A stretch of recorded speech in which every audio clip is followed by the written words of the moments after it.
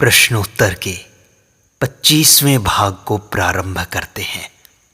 एक साधक ने पूछा कि महर्षि, मुक्ति क्या है? तब महर्षि ने कहा, हमारा सच्चा स्वभाव मुक्ति है, आत्मा का स्वभाव मुक्ति है, सारे बंधनों से मुक्त। लेकिन हम कल्पना करते हैं कि हम बद्ध हैं, बंधे हुए हैं और मुक्त होने के लिए विविध साधनाएं करते हैं, जबकि हर समय हम मुक्त ही होते हैं। यह बात तब समझ में आएगी जब हम उस भूमिका पर होंगे। तब हमें आश्चर्य होगा कि जो हम सर्वदा थे और हैं, उसे प्राप्त करने के लिए हमने कठोर परिश्रम किया। उदाहरण से यह बात स्पष्ट होगी। एक साधक इस खंड में सो जाता है। स्वप्न में वह विश्व यात्रा पर निकलता है और पर्वत, घाटी, जंगल, विविध देश, रण, समुद्र वाले पृथ्वी के कई खंडों को पार करता हुआ कई वर्षों तक कठिन यात्रा के पश्चात थका हुआ, हारा हुआ इस देश में वापस आता है। तिरुवन्नमलई पहुंचता है, आश्रम में प्रवेश करता है और इस खंड में आता है, इस भाग में आता है।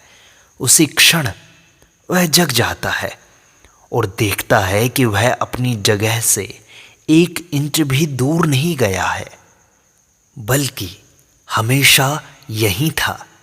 ठीक इसी प्रकार जन्म मरण का रूप हमें अनुभव होता है।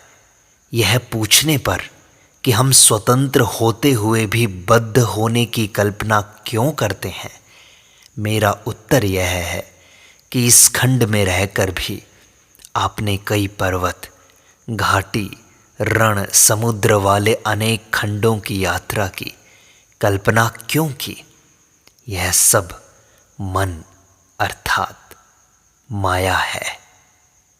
महर्षि, अज्ञानी को दुख देने वाले यह एक सत्य का अज्ञान कैसे उत्पन्न होता है? अज्ञानी केवल मन को देखता है, जो हृदयस्थ शुद्ध चेतना के प्रकाश का प्रतिबिंब है। हृदय के विषय में उसका अज्ञान कायम है, क्योंकि उसका मन बहिर्मुख है, बाहर की तरफ है, एवं उसने कभी भी अपने मूल की खोज नहीं की। महर्षि, हृदय से प्रकट होने वाले चैतन्य के इस अनंत भेद रहित प्रकाश को अज्ञानी के सम्मुख प्रकट होने से कौन रोकता है? घड़े में रहा हुआ पानी घड़े के सीमित आकाश में महान सूर्य को प्रतिबिंबित करता है। ऐसे ही मनुष्य के मन में रहने वाली वासनाएं प्रतिबिंब के लिए माध्यम का कार्य करते हुए हृदय से प्रकट होने वाले चैतन्य के सर्वव्यापक अनंत प्रकाश को प्रतिबिंबित करती हैं। इस प्रतिबिंब की घटना को मन कहा जाता है।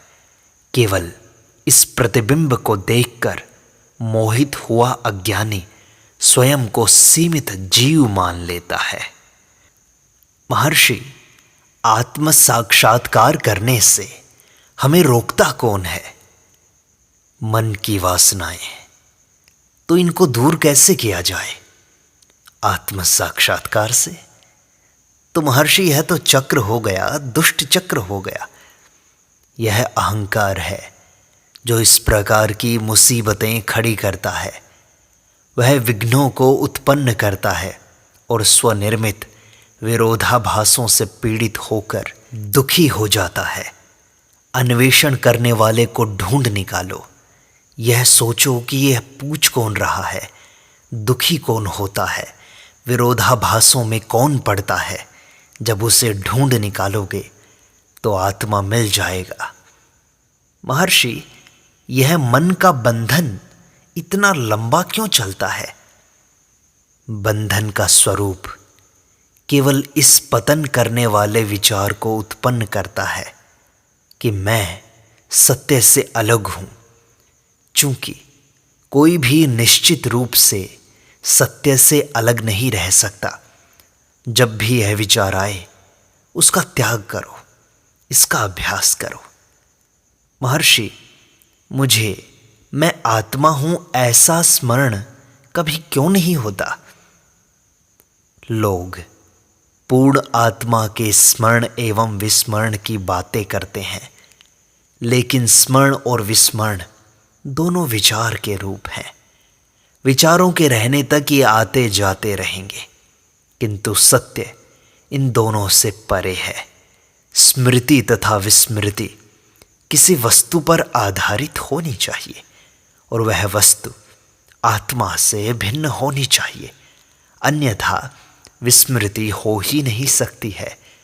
स्मृति और विस्मृति व्यक्ति के रूप में जीव पर आश्रित हैं।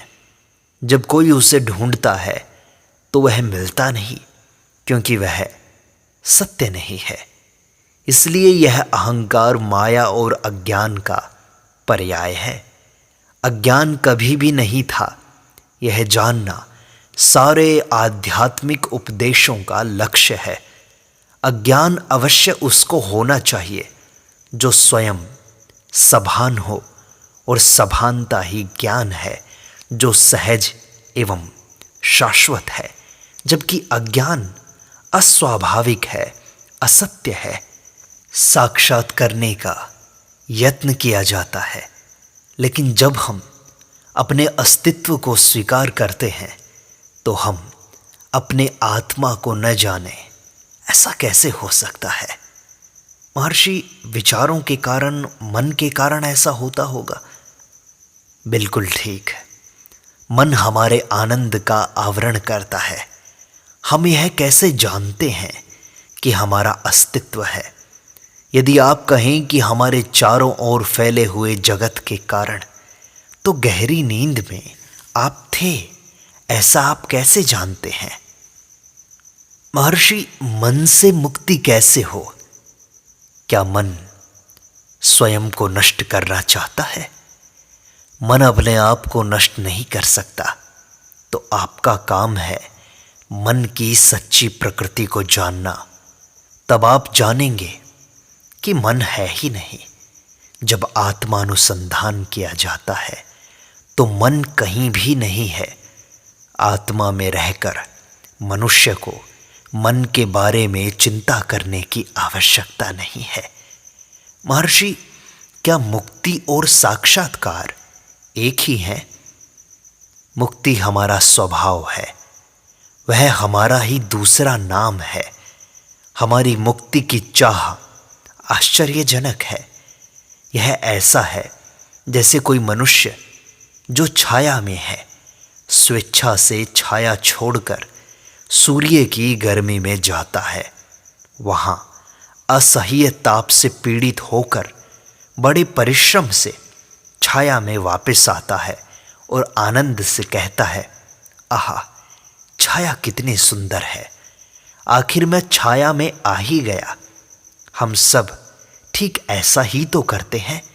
हम सत्य से अलग नहीं हैं, किंतु कल्पना करते हैं कि हम भिन्न हैं, अर्थात हम स्वयं भेद खड़ा करते हैं। फिर उससे मुक्त होने के लिए कठोर साधना करते हैं और आखिरकार एकता का अनुभव करते हैं। क्यों कल्पना से भेद खड़ा करके तब उसे नष्ट करना चाहिए? कल्पना को ही रोक दो, मन को जानो, तब सारे संकल्प नष्ट हो जाएंगे।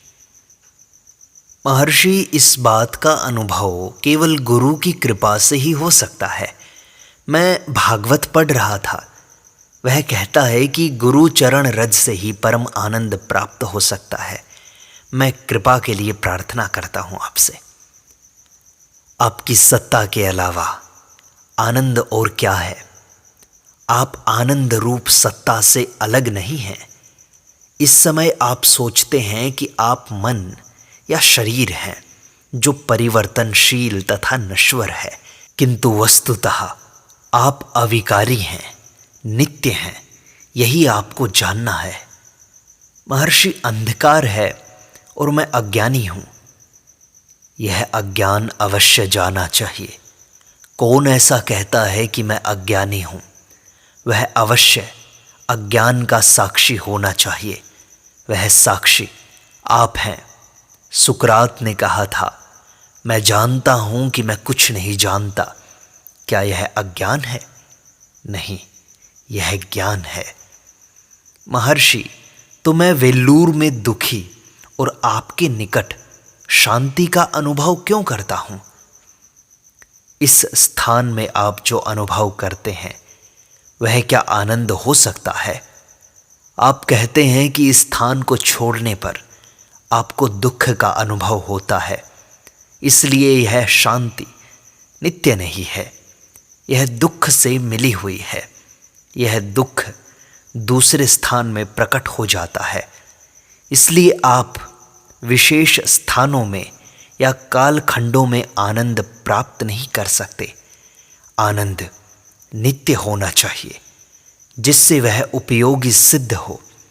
आपकी सत्ता नित्य है, नित्य आत्मा बने रहिए, यही आनंद है। आप हमेशा वह हैं। आत्मा सदैव साक्षात है, जो प्रथम से और नित्य साक्षात है। उसके साक्षात्कार का प्रयत्न आवश्यक नहीं है, क्योंकि आप अपने अस्तित्व का इंकार नहीं कर सकते। वह अस्तित्व चैतन्य है, आत्मा है। यदि आपका अस्तित्व न हो तो आप प्रश्न नहीं पूछ सकते। अतः आपको अपने अस्तित्व का स्वीकार अवश्य करना पड़ेगा। वह अस्तित्व सद्वस्तु आत्मा है, वह पहले से ही साक्षात है।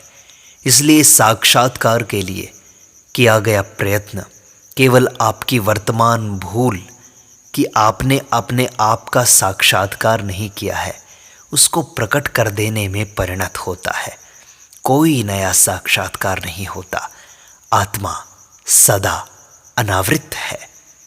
लेकिन ऐसे ज्ञान को होने में कुछ साल लग जाएंगे महर्षि। साल क्यों? समय का ख्याल केवल आपके मन में है, आत्मा में नहीं। आत्मा के लिए समय नहीं है। अहंकार के प्रकट होने के बाद समय एक विचार के रूप में दिखाई देने लगता है। लेकिन आप देश काल से अतीत आत्मा हैं। आप देश काल के अभाव में भी होते हैं। यदि यह सच होता कि साक्षात्कार बाद में होगा, तो इसका मतलब यह हुआ कि इस समय आपको साक्षात्कार नहीं हुआ है। साक्षात्कार का वर्तमान अभाव भविष्य में किसी भी क्षण प्रकट हो सकता है, क्योंकि काल तो अनंत है। इस कारण भी ऐसा साक्षात्कार अनित्य है। लेकिन यह सच नहीं है। साक्षात्कार को अनित्य समझना गलती है।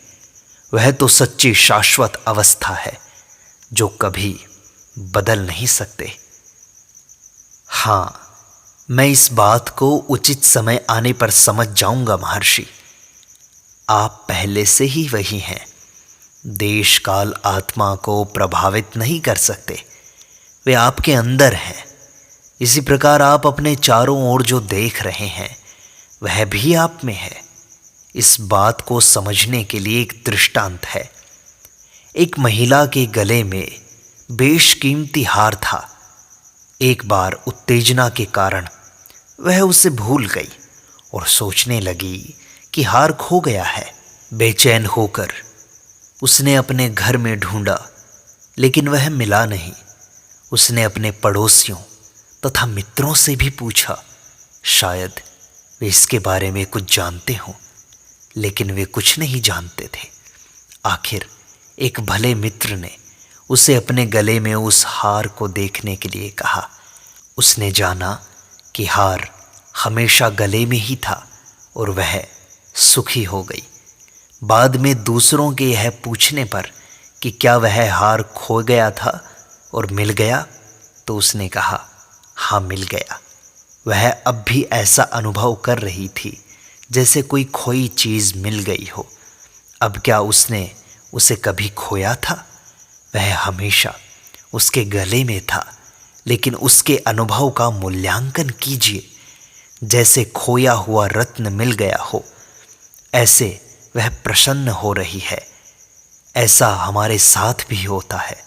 हम सोचते हैं कि कभी न कभी हम आत्मा का साक्षात्कार कर लेंगे, जबकि हम आत्मा के अलावा कुछ भी नहीं हैं।